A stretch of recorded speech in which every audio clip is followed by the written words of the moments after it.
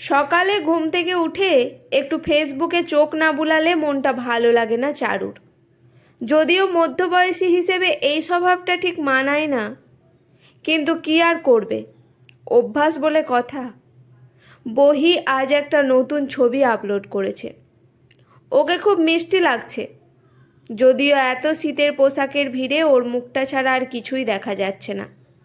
তাতে কি, মায়ের মায়ের চোখ সব বুঝতে পারে। বহি বলে ওই দেশের মানুষরা ওকে দেখে খারাপ কিছু বলে না, ওদের মন অনেক বড়, আর এত সময়ও নেই কাউকে নিয়ে কথা বলে সময় নষ্ট করার। আচ্ছা, আমাদের চারিপাশের মানুষরা এত সময় পায় কোথায়? ওদের মনটা কি একটু বড় হতে পারেনি এখনো? রান্নার মেয়েটা কিছুক্ষণ আগে জেনে গেছে কি করতে হবে আজ দুপুরের জন্য। বহি যাওয়ার পর চারু দরকার না থাকলে বেশি রান্নাবান্না করে না, আর মেয়ের পছন্দের খাবারগুলো তো হাতেই ওঠে না। অনি অবশ্য মাঝে মাঝে রাগ করে, কিন্তু ও তো মায়ের মন বোঝে না। অনির খুব সকালে ঘুম থেকে ওঠার অভ্যাস। ও নিয়ম মতো বাইরে হাঁটতে গেছে, তারপর বাড়ি ফিরে আবার অফিসে চলে যাবে। সকালে রোজকার নিয়ম মাফিক কাজ করার পর চারুর বাকি দিনের অবসর, কারণ অনি বাড়ি ফিরে সেই সন্ধ্যায়। অবসর সময়ে ছবি দেখা চারুর সবচেয়ে প্রিয় কাজ। অনি আর বহির সঙ্গে এই নিয়ে ঝামেলাও হয় খুব। ওরা বলে আজকাল কেউ ছবি ওয়াশ করিয়ে রাখে না, মোবাইলে নয়তো টেলিভিশনের স্ক্রিনেই তো দেখা যায়। কিন্তু চারুর কথা, হাতে ধরে কাছ থেকে ছবি দেখার আলাদা আনন্দ, আর প্রতিটা ছবির পেছনে আলাদা গল্প থাকে। সেটা মোবাইল বা টিভিতে দেখে ভালো লাগে না, তাই সে রাজ্যের ছবির অ্যালবাম জমিয়েছে। আজ চারু একমাত্র মেয়ে বহির বিয়ের ছবি নিয়ে বসেছে। বিয়ের সাজে আমার মেয়েটাকে একদম পরীর মতো লাগছে, তাই না? সত্যি, আমার রাজকন্যাটা আজ থেকে রাজরানী হয়ে যাবে। পাশে দাঁড়িয়ে চারুর কথাগুলোর সাথে সাথে নিজের কথাগুলোও জুড়ে দিয়েছিল অনি। সেদিনের সব কিছু চারুর স্মৃতিতে অমিলন। আজ মেয়ের বিয়ের ছবিগুলো দেখছে আর সেই কথাগুলো মনে হচ্ছে, সাথে আরও অনেক স্মৃতি। নিজেদের কথার সাথে সাথে পাশ থেকে ভেসে আসা কথাগুলোও মনে হচ্ছে। বউটা তো ডাবল এক্সেল সাইজ, একটা শাড়িতে মনে হয়নি দুইটা শাড়ি জোড়া দিতে হয়েছে। মানুষ এমন মোটা কিভাবে হতে পারে? হা হা হা। কথাগুলো যে শুধুমাত্র সেই দিনই প্রথম শুনেছিল তা না, বহিকে এই কথাগুলো অনেকবার অনেকের মুখ থেকে শুনতে হয়েছে। তবে মায়ের চোখে বহি অনেক সুন্দরী। গায়ের রংটা একদম দুধে আলতা, আর চোখগুলো খুব মায়াবী, শুধু একটু মোটা, এই যা। কিছু সমাজের চোখে হয়তো এটাই সবচেয়ে বড় দোষ, তাই মেয়ের সঙ্গে সঙ্গে তাকেও শুনতে হয়েছে। মায়ের কোনো খেয়াল নেই মেয়ের প্রতি, এমন মোটা মেয়ের বিয়ে দিতে পারবে না কোনো দিন। বহি এখন কানাডায় আছে, বিয়ের কিছুদিন পরই চলে গেছে। প্রায় 2 বছর হয়ে গেল মেয়েটা তার থেকে দূরে আছে। স্কলারশিপটা বিয়ের আগেই পেয়েছিল, তাই তাড়াহুড়ো করে ওর পছন্দের মানুষ রাহুলের সঙ্গে বিয়েটা হয়ে যাওয়ার আগেই দিয়ে দেয় ওরা। রাহুলের পরিবারেও কোনো অমত ছিল না। রাহুল বহির সাথেই পড়াশোনা করত, বেশ ভালো বন্ধুত্ব ওদের। রাহুল হয়তো বহির মনের সৌন্দর্যটা দেখতে পেয়েছিল, তাই সম্পর্কটা পরিণয় পর্যন্ত গড়িয়েছে। হঠাৎ একটা ছবিতে চারুর হাত আটকে যায়। বহি তখন ক্লাস 9-এ পড়ে। একদিন স্কুল থেকে ফিরে মেয়েটা চুপচাপ নিজের ঘরে চলে যায়। যে মেয়ে বাড়ি ফিরলে বাড়িটা প্রাণ ফিরে পায়, সেই মেয়ের চুপচাপ ঘরে চলে যাওয়া চারুর কাছে অস্বাভাবিক মনে হয়। তাই মেয়ের কাছে বারবার জানতে চায় কি হয়েছে, কিন্তু মেয়েটা কোনো উত্তর দেয় না, চুপচাপ শুয়ে থাকে। বিকালের নাস্তায় মেয়ের প্রিয় কেক বানালেও সেটা ছুঁয়ে দেখেনি সেদিন।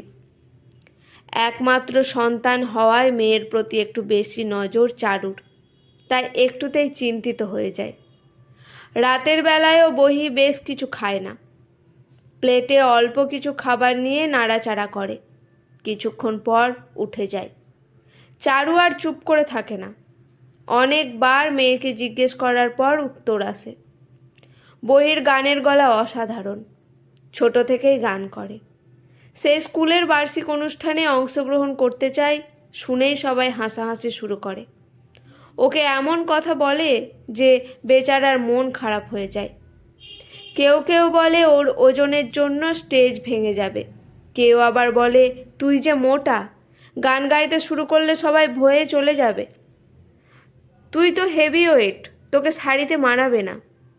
সেদিনের পর মেয়েটার মধ্যে কেমন যেন পরিবর্তন আসে। সব সময় হইচই করা মেয়েটা চুপচাপ হয়ে যায়। খাবার দেখলেই রাগ করে, ওজন কমানোর জন্য উঠে পড়ে লেগে যায়। ছোট থেকেই বহির শরীরের ধাত একটু ফোলা ফোলা, অনেকটা অনির মতো। ও বাবার চেহারার সাথে সাথে বাবার শরীরের ধরনটাও পেয়েছিল। বেশ সচ্ছল একটা পরিবারে জন্ম হয়েছে বহির, যেখানে সুখ স্বাচ্ছন্দ্যের কোনো অভাব নেই। অনি ব্যবসায়ী হলেও বেশ খাদ্যরসিক, তাই প্রতিদিন তার জন্য ভালো মন্দ খাবার টেবিলের ওপরই রাখতেই হবে। আর অন্যদিকে চারুর হাতের রান্নার কোনো তুলনা হয় না। মন চাইলেই অনেক কিছু রান্না করে স্বামী আর সন্তানের জন্য। সেই বাড়ির মেয়ে একটু মোটা হলে কি এসে যায়, কিন্তু এই কথা বহিকে কিছুতেই বোঝানো যায় না। শরীরের বাড়তি ওজনটা ওর কাছে অভিশাপ মনে হয়। নিজেকে কেমন গুটিয়ে নেয় সব কিছু থেকে। পোশাক কিনতে গেলেও খুব খুঁতখুত করে, স্কুলেও চুপচাপ থাকে, কিন্তু এত কিছু করেও সমাজ নামক জায়গাটার কথা বন্ধ হয় না। চারু মেয়েকে নিজের স্কুলে নিয়ে যায়। একদিন একজন পাশ থেকে বলে ওঠে, মায়ের পাশে মেয়েটা একদম বেমানান। বহি কথাটা শুনতে পায় আর সঙ্গে সঙ্গেই ওর মুখে নেমে আসে রাজ্যের আঁধার। এমন কথাগুলো যে শুধু বাইরের মানুষরাই বলে এমনটা না, খুব কাছের আপনজন নামের মানুষের মুখেও বহিকে ওর ওজনের জন্য কটাক্ষ শুনতে হয়েছে। এর ফলপ্রসূ মেয়েটা ওজন কমানোর যুদ্ধ শুরু করে। জিম, ডায়েট কোনোটাই বাদ যায় না। কাজও হয় কিছুদিন পর, ওর ওজন কিছুটা কমে যায় আর ওকে দেখতেও বেশ ভালো লাগে। ততদিনে বহি কলেজে ভর্তি হয়ে যায়। ওর শরীরের ওজনটাও নিয়ন্ত্রণ হারিয়ে আবার কিছুটা বেড়ে যায়। কলেজের সুন্দরী আকর্ষণীয় মেয়েদের পাশে সে বেমানান, তাই ওদের থেকে দূরে দূরে থাকে। তবে পড়াশোনায় কোনো গাফিলতি করে না। ভালো রেজাল্ট করাটাই ওর একমাত্র লক্ষ্য। নিজের যোগ্যতা প্রমাণ করার এটাই একমাত্র পথ, কারণ ওর সৌন্দর্য সম্পর্কে কথাগুলো ওর গা সওয়া হয়ে গেছে ততদিনে। অনির অবশ্য মেয়ের স্বাস্থ্য নিয়ে কোনো মাথা ব্যথা নেই। মেয়ের ভালো থাকাটাই ওর কাছে বেশি জরুরি। কিন্তু চারু তো মাকে একটু নজর দিতেই হয়, তাই মাঝে মাঝে মেয়ের খাওয়া দাওয়ার ওপর একটু নিষেধাজ্ঞা আরোপ করে। মেয়ে হয়তো অনিচ্ছায় মেনে নেয়, আবার মাঝে মাঝে রাগ করে। এমন মান অভিমান নিয়েই দিনগুলো চলে যায়। ভার্সিটিতে যাওয়ার পর আবার একই সমস্যা শুরু হয়। বহিকে প্রায় আলাদা করে দেওয়া হয় সমবয়সীদের থেকে। ও বেশি খাবে তাই কোনো পার্টিতে ডাকে না, গাড়িতে বেশি জায়গা লাগবে তাই একসাথে কোথাও যায় না। এমন অনেক কথা শুনেছে মেয়েটা, যে মানসিকভাবে ভেঙে যায় একটা সময়। চারু মেয়ের এই কষ্ট সহ্য করতে পারে না, তাই নিজেই সমাধানের চেষ্টা করে। এর মধ্যেও বহির খুব কাছের দু একজন বন্ধু আছে যারা ওকে মন থেকেই ভালোবাসে। ওর পাশে সবসময় থাকে, যাদের মধ্যে রাহুল একজন। হয়তো এর জন্যই মেয়েটা পড়াশোনা শেষ করতে পেরেছে। অনি বরাবরই মেয়ের জন্মদিন ঘটা করে পালন করে। সেবার চারু ইচ্ছে করে বহির বেশ কয়েকজন সহপাঠীকে নিমন্ত্রণ করে, সাথে কিছু আত্মীয় আর পরিচিত বন্ধু। বহির অবশ্য অনেক আপত্তি ছিল, কারণ ওর বেশি লোকের সামনে থাকতে অস্বস্তি হয়। ওর ধারণা সবাই আড়ালে ওকে নিয়ে কথা বলবে। কিন্তু ওর কথাকে একদম পাত্তা না দিয়ে চারু জন্মদিনের প্রস্তুতি শুরু করে। মেয়ের জন্য সুন্দর লেহেঙ্গা কেনে নিজের পছন্দে, মেয়েকে নিজের হাতে সাজিয়ে দেয় আর প্রতি মুহূর্তে তাকে অনুভব করায় সে অনিন্ত সুন্দর। সন্ধ্যার পরই বাড়িটা গমগম করে ওঠে। অনির একমাত্র মেয়ের 21তম জন্মদিন বলে কথা। সুন্দর সাজসজ্জার পাশাপাশি বাহারি খাবারের আয়োজন তো থাকতেই হবে। ছবি তোলার জন্যও রয়েছে আলাদা ব্যবস্থা। বহি প্রথমে একটু অস্বস্তি বোধ করলেও একটু পর স্বাভাবিক হয়ে যায়। বন্ধুরাও ওকে সুন্দরভাবে গ্রহণ করে। চারু আর অনি দাঁড়িয়ে থেকে মেয়ের খুশি দেখছিল, কারণ আজকাল মেয়েটা বড্ড মনমরা হয়ে থাকে। এমন সময়ই কথাগুলো কানে আসে। পেছন থেকে একজন বলে ওঠে, আহারে বেচারা, এত দামি জামা কাপড় পরেছে কিন্তু মোটার জন্য একটুও ভালো লাগছে না। আরে না, একটা আস্ত আটার বস্তা। হা হা হা। কথাগুলো শুনে মুহূর্তের মধ্যেই অনির চোখ লাল হয়ে ওঠে। সেই মানুষগুলোকে দেখার জন্য পেছন ফিরে তাকায়। চারু অনির হাত চেপে ধরে, কারণ আজ ওর কথা বলার সময় এসেছে। তবে শান্তি এই যে কথাগুলো মেয়ের কান পর্যন্ত যায়নি।